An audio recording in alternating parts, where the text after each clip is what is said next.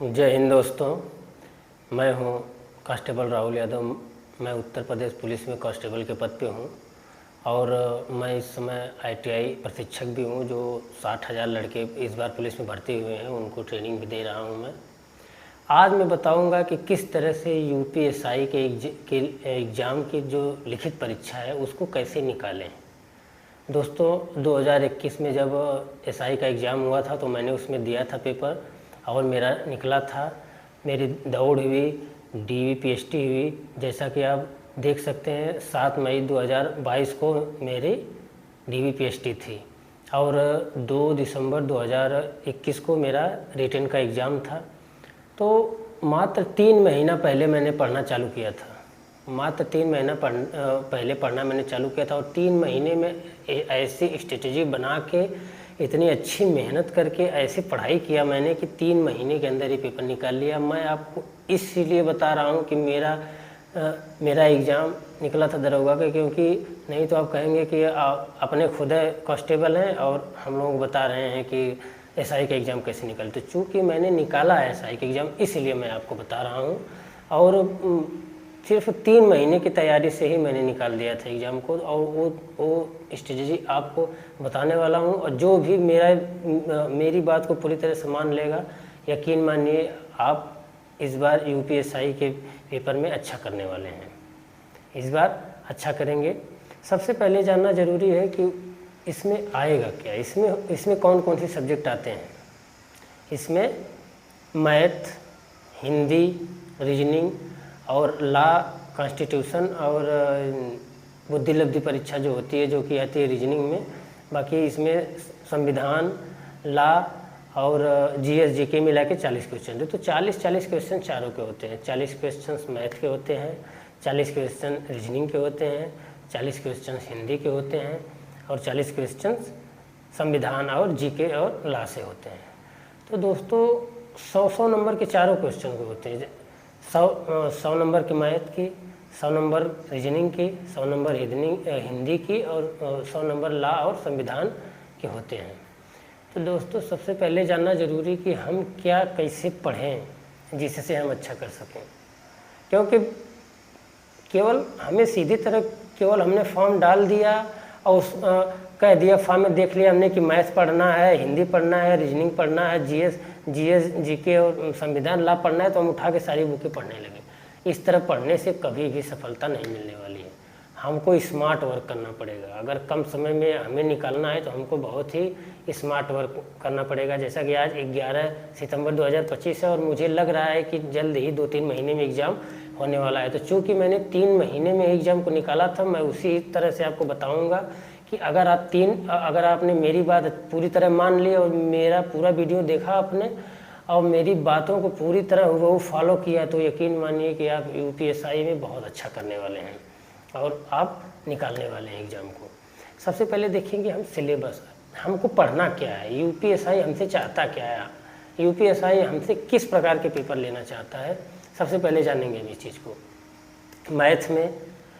Math जो कि 40 questions होते हैं, 100 नंबर के होते हैं। मैथ में जैसे कि देता है न्यूमेरिकल में देता है कि नंबर सिस्टम हो गया और प्रॉफिट लॉस हो गया। ऐसे करके कुल 12-13 चैप्टर देता है। जैसा कि लिखा है 12 या 13 चैप्टर हो जाएंगे अगर आप अलग अलग जोड़ेंगे। इन 12 चैप्टर, सिर्फ इन 12 चैप्टर को पहले आपको तैयार करना होगा। अगर ये 12 चैप्टर आपके तैयार हो जा रहे हैं, इसके बाद ही मैथ में आप कुछ पढ़िए। पहले इनको तैयार करिए। फ़र्क नहीं पड़ता कि आप कहाँ से तैयार कर रहे हैं, आप यूट्यूब से तैयार कर रहे हैं, आप पेड कोर्स लिए हैं, आप किससे पढ़ते हैं, फ़र्क उससे नहीं पड़ता। आपको इन 12-13 टॉपिक जो मैथ की मैंने अभी दिया है, आपको जो बताया है सिलेबस का, लिख के डाला हूँ मैं, इससे आपको तैयार करना पड़ेगा हर हाल में। वही चीज़ आ गया हिंदी में जो 26 टॉपिक मैंने दिया है, इस 26 टॉपिक को आप रटिए। उसके बाद अगर आपको लगता है कि हिंदी में और कुछ पढ़ना चाहिए तो आप पढ़िए, अभी नहीं। पहले जो मैंने 26 टॉपिक डाला हिंदी का, देख रहे हैं आप, उसको आपको हर हाल में पहले तैयार करना होगा। तो 12 टॉपिक हो गई मैथ की, 26 टॉपिक हो गई आपकी हिंदी की। ठीक इसी प्रकार से रीजनिंग में भी हम तैयारी करेंगे। रीजनिंग में 2 पार्ट होते हैं। एक होता है मानसिक अभिरुचि तथा बुद्धिलब्धि परीक्षा, जिसको हम आईक्यू लेवल कहते हैं, और एक होता है तर्क शक्ति रीजनिंग। दोनों को मिला के 40 क्वेश्चन पूछे जाते हैं। इसमें दोनों को मिला के पूछा जाता है, 40 क्वेश्चन दोनों को मिला के रहेगा। मतलब आपको रीजनिंग तैयार करना रहता है। जैसा कि मैंने दिया है, लॉजिकल रीजनिंग होता है, रीजनिंग में लॉजिकल रीजनिंग, रिलेशनशिप, ऐसे करके टॉपिक टोटल होते हैं इनमें। इन जिसको आप देख रहे हैं इसको लिख लीजिए, तैयार करना है। अब बाकी बुद्धिलब्धि में से टॉपिक दिख रही है, इनको आप लिख लेंगे। रीजनिंग में इतना तैयार करने के बाद ही आप कुछ अलग पढ़ेंगे। पहला फोकस होगा जो मैं बता रहा हूँ कि इन टॉपिक रीजनिंग में और मानसिक अभिरुचि तथा बुद्धिलब्धि में टॉपिक, इनको तैयार करने के बाद आप इसका टेस्ट देंगे। तब उसके बाद देखेंगे जो पूर्व के यूपीएसआई के एग्ज़ाम हुए हैं, तब आप उसके बाद देखेंगे कि हाँ आपका सही हो रहा है या गलत हो रहा है, क्या आप रिस्पॉन्स दे रहे हैं। तब उसके बाद ही कुछ और करना है। पहले जो मैं बता रहा हूँ पहले उसको करना है। उसके बाद आते हैं हम लोग लॉ और कॉन्स्टिट्यूशन में। इसमें आपको 15 टॉपिक पढ़ना है। ह्यूमन राइट हो गया, ट्रैफिक सिग्नल हो गया, ऐसे करके जो मैंने 15 टॉपिक दिए हैं उनको आपको पहले तैयार करना होगा। फिर हम आते हैं जीके में। जीके में भारत और उसके पड़ोसी देश हो गए, राष्ट्रीय पुरस्कार हो गए, इस तरह करके 8 टॉपिक इसको तैयार करना पड़ा।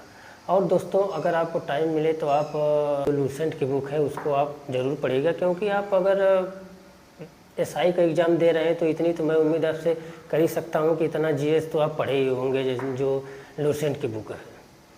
अब रही बात, यहाँ तक तो सिलेबस हो गया। अब रही बात हमें तैयारी कैसे करनी है। सिलेबस मान लो चलिए ठीक है, आपने सिलेबस पढ़ लिया, सिलेबस देख लिया, जितने पॉइंट मैंने बताए हैं, मैथ के पॉइंट पढ़े आप, रीजनिंग के पढ़े, हिंदी के पढ़े, 26 टॉपिक आप जो मैंने बताए हैं। इतना पढ़ने के बाद तो फिर आपको पहले टेस्ट देना है।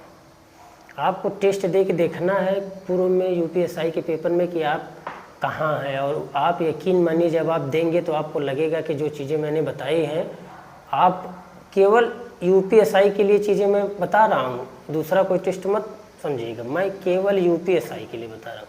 और जब आप इतना देंगे, यूपीएसआई का पेपर सॉल्व करेंगे, तब आपको लगेगा कि हाँ आप कहाँ हैं। और उसके बाद अगर इसके बाद आपको लग रहा है कि 1-2 टॉपिक आगे पीछे हो रहा है तो फिर या एक आध चैप्टर और एक्स्ट्रा हो रहा है, तो चूँकि वो पूर्व का सिलेबस था, जो ये सिलेबस इस बार उत्तर प्रदेश पुलिस भर्ती एवं प्रोन्नति बोर्ड ने जारी किया है, मैं उसके आधार पर बता रहा हूँ।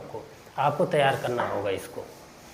उसके बाद आपको, चूँकि आपके पास 120 क्वेश्चंस हैं और नहीं, आपके पास 160 क्वेश्चंस हैं और आपके पास टाइम केवल 120 मिनट का है, तो आपको मैथ के क्वेश्चंस पे 1 मिनट से ज़्यादा नहीं देना है किसी भी। जब आप एग्ज़ाम में हाल में बैठे उससे पहले आपको घर पे तैयारी करनी होगी, आपको तैयार करना होगा इसकी प्रैक्टिस सेट में कि 1 मिनट तक सॉल्व कर लें। अगर कोई बड़ा क्वेश्चन होता है, जैसे कभी कभी रीजनिंग में ऐसे क्वेश्चन होते हैं जैसे सीटिंग अरेंजमेंट के क्वेश्चन हो गए, जिनमें एक क्वेश्चन सॉल्व करिए तो 3-3 4-4 उसी के आधार पर होते हैं। इसमें आप 2 मिनट देंगे, बस 2 मिनट 2.5 मिनट केवल ऐसे क्वेश्चन पे देंगे जिसपे एक को सॉल्व करने पे आप 4 या 3 क्वेश्चन सॉल्व कर सकते हैं। बाकी आपको इस पॉइंट को नोट करना है कि आप एक क्वेश्चंस पे 1 मिनट से ज़्यादा नहीं देने वाले, वो भी मैथ पे। आपको करना क्या है, मान लीजिए आपने तैयारी कर ली,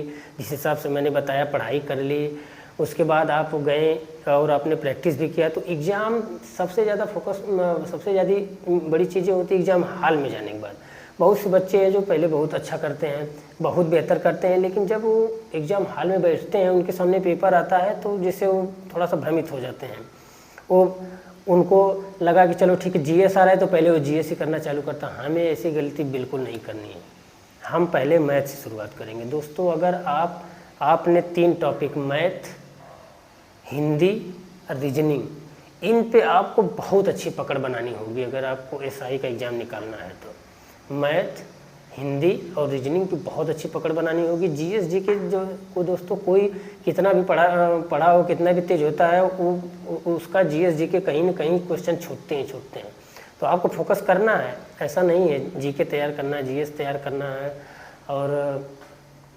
और इस समय तो जो लॉ और संविधान वाले क्वेश्चन होंगे। लॉ में जैसे कि मान लो कि कानून चेंज हुआ है, अब पहले आईपीसी सीआरपीसी थी, अब 2024 से लागू हुआ है आपका बीएनएस और BNSS भारतीय न्याय संहिता, भारतीय नागरिक सुरक्षा संहिता। इसमें से क्वेश्चन ऐसे बन सकते हैं कि जैसे कि मान लीजिए IPC में 302 धारा इस समय BNS की कौन सी धारा है, या दोनों को तुलनात्मक क्वेश्चन पूछे जा सकते हैं, तुलना करके कि इसकी धाराएं कैसी हैं, अगर उसमें थी तो क्या है, या इस समय नए में वो कहाँ है, क्या कार्य करे, उसमें संशोधन क्या हुए। तो आपको पढ़ना पड़ेगा। ज़्यादा फोकस अगर आपको GS GK में देना है तो लॉ के क्वेश्चंस में जो आप उठाएंगे पुरानी चीज़ों में जो ऐसे क्वेश्चन बने उसमें दोनों में तुलना करेंगे आप, कि वो वाला क्वेश्चन अगर पूछा था तो सीधा सीधा पूछा था पूर्व में, अब इस बार नए में आया है तो नए में क्या उसमें बढ़ गया है, यही चीज़ें पूछी जा सकती हैं। लेकिन मैंने कहा जैसा कि आप ना अगर 3 मैथ, हिंदी, रीजनिंग आपके 120 क्वेश्चंस हो रहे हैं, अगर इस पर आपने अच्छी पकड़ बना ली तो GS में आप अगर थोड़े बहुत डाउन भी रहेंगे तब भी UPSI में निकलने से आपको कोई नहीं रोक सकता, ये मेरा अनुभव है, आपका पेपर निकलेगा। रही बात एग्ज़ाम हॉल में, तो मैंने जैसा मैं बता रहा था कि एग्ज़ाम हॉल में जैसे बैठेंगे सबसे पहले मैथ से चालू करेंगे, हम मैथ के क्वेश्चंस को करना चालू करेंगे और 1 मिनट से ज़्यादा किसी भी क्वेश्चंस को देना नहीं। हमें 45 मिनट लेना है मैथ के क्वेश्चंस के लिए। अगर 1 मिनट में सॉल्व हो रहा है तो ठीक है, बहुत बड़ा है उसके आधार पे 2 क्वेश्चन 3 क्वेश्चन है तभी 2 मिनट 3 मिनट लेंगे, नहीं तो तुरंत 1 मिनट से ज़्यादा समय और आप उसको छोड़ के अगला देखिए, क्योंकि इसके बाद भी अभी आपके पास 159 क्वेश्चन हैं, उसको छोड़ के आगे बढ़िए। चलिए, आपको 45 मिनट मैथ पे देना है, 35 मिनट रीजनिंग पे देना है। रीजनिंग में भी यही नियम लागू होगा, आपको 50 सेकंड से ज़्यादा नहीं देना है, 50 सेकंड, 40 सेकंड, 45 सेकंड से ज़्यादा आपको रीजनिंग में नहीं देना है। और उसके बाद रही बात आपके GS और GK की, तो तीसरा पहले मैथ सॉल्व, दूसरी रीजनिंग, तीसरा हम आएंगे हिंदी पे, जिसमें 40 क्वेश्चन हम 20 मिनट में सॉल्व करेंगे। दोस्तों, अगर आपने हिंदी अच्छे से तैयार किया है, आप अच्छे से पढ़े हैं, जो क्वेश्चन अगर आपको आता होगा उससे आपको 30 सेकंड से ज़्यादा लगने वाला नहीं है, यकीन मानिए। अगर केवल आपने पढ़ा आप तुरंत बता देंगे, उसमें कोई लॉजिक कोई फार्मूला लगाना नहीं है। 20 मिनट हम देंगे हिंदी को और 20 मिनट देंगे GS GK तथा संविधान को तथा इसको कानून को। इस तरह से अगर आप तैयारी करेंगे, ऐसे अगर परीक्षा हाल में करेंगे, और जैसा मैंने बताया जिन जिन चीज़ों को सिलेबस दिया, केवल इनको तैयार करने के बाद आप टेस्ट दीजिए, आपको खुद ही लगेगा कि हाँ आप कहाँ हैं। जो मैंने सिलेबस दिया है सिलेबस के हिसाब से पढ़िए।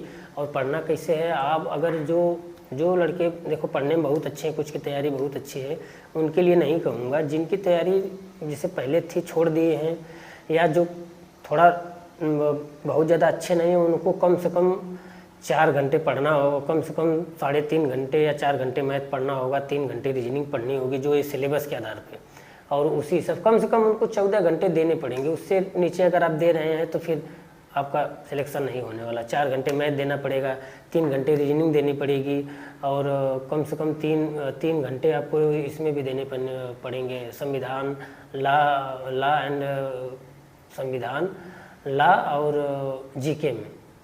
और रही बात हिंदी की, तो हिंदी में भी आपको उतने ही समय देने पड़ेंगे, कम से कम 3 घंटे 3.5। तो ये मान के चलिए कि मैथ में आप 4 घंटे रख लीजिए, और रीजनिंग में 3.5-4 घंटे इसमें भी रख लीजिए, बाकी में 3-3 घंटे रख लीजिए। अगर इससे कम आप दे रहे हैं तो फिर आप समझ लीजिए कि आप दरोगा की तैयारी कर ही नहीं रहे हैं। अगर आपको 3 महीने में निकालना है तो मेरी ये बातें पूरी तरह से माननी पड़ेगी, 100 to 100%, तभी आपका निकल सकता है।